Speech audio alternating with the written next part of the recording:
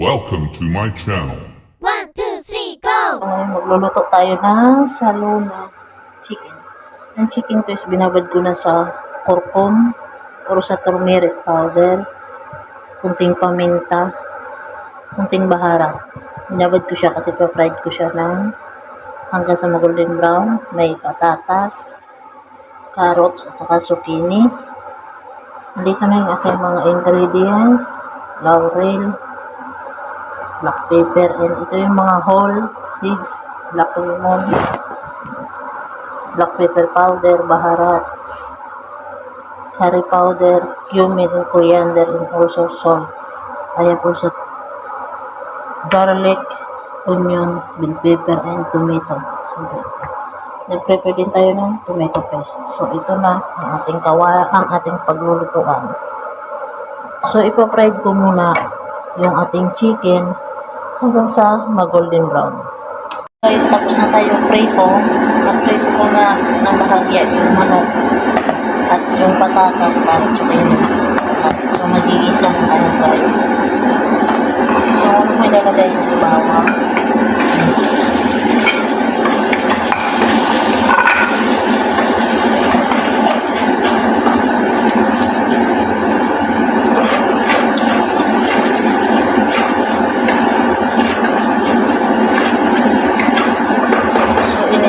Sibuyas,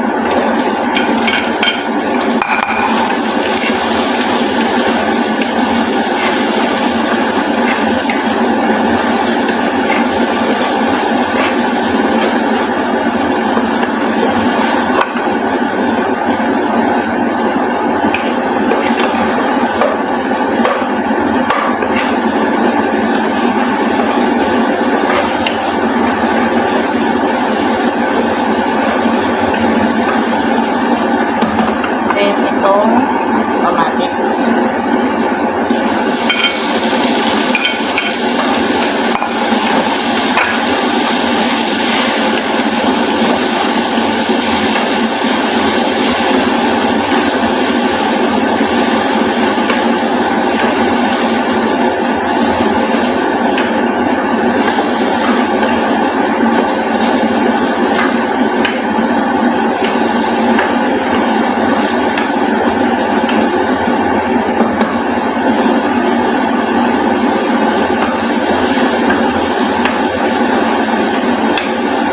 Hintayin ko lang na magawang ng kamatis.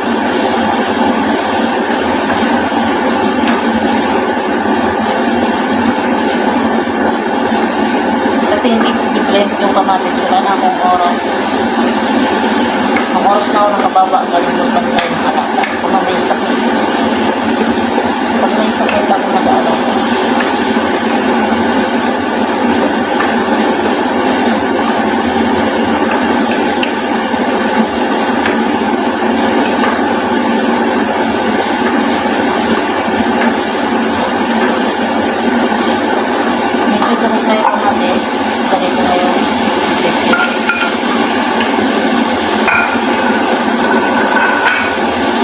Kasama nitong mga ingredients lahat na ito.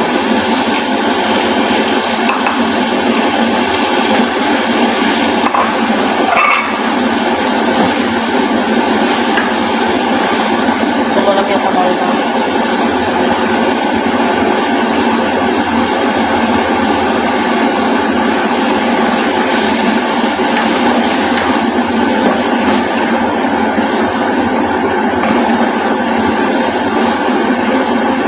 hintayin ko lang na mag-mix.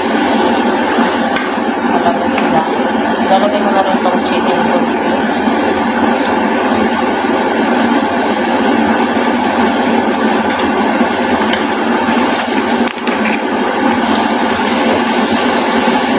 So, magkumpay na sila. So, durog na yung kamatis.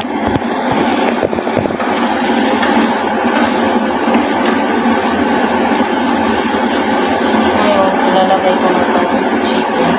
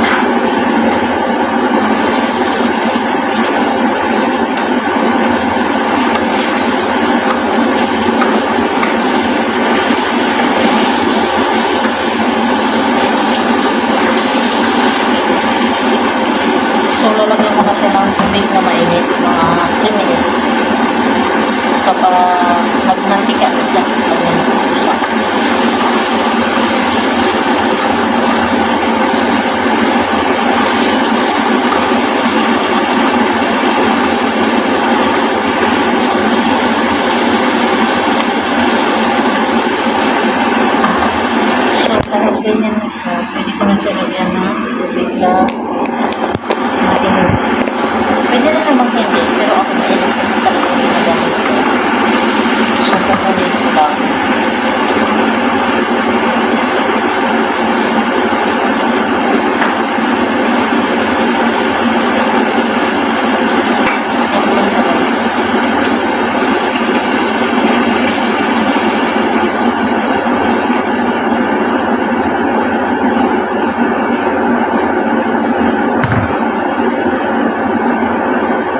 So, pinantay ko lang sa manok.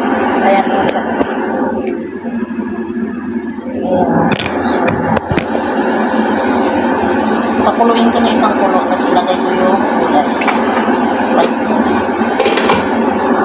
Kulo na siya guys. Lalagay ko na yung gulay. Patatas, carrots, at saka zucchini. So, imimix ko lang siya guys. Papakuluin ko lang siya. So, ayan. Kung sa atin ito, sa Pinas, is tinola. Pero dito kasi hindi. Tawag dito is saluna. Saluna chicken. Ganito ako magluto. Ganito ako mag-procedure ng aking saluna chicken. So, yan. Then, tatakpan ko lang. Nagsasalang lang ako ng sinain. Thank you. Ayan guys, naglagay ako ng isang perasong cinnamon stick. Hinati ko lang. 2 bay leaves. 6 na cardamom. Yan yung green. 6 na mismar. 1 scoop na asin. Tapos, lalagyan ko lang ng tubig na mainit. So, ganito ako mag-process ng pagsaing ko ng pagkain nila. Kapag white rice. So, yan. Hintayin ko lang na maubos yung tubig niya. Tapos, papakuluin. Tapos, ilalagay ang bigas. Okay na yung ating saluna.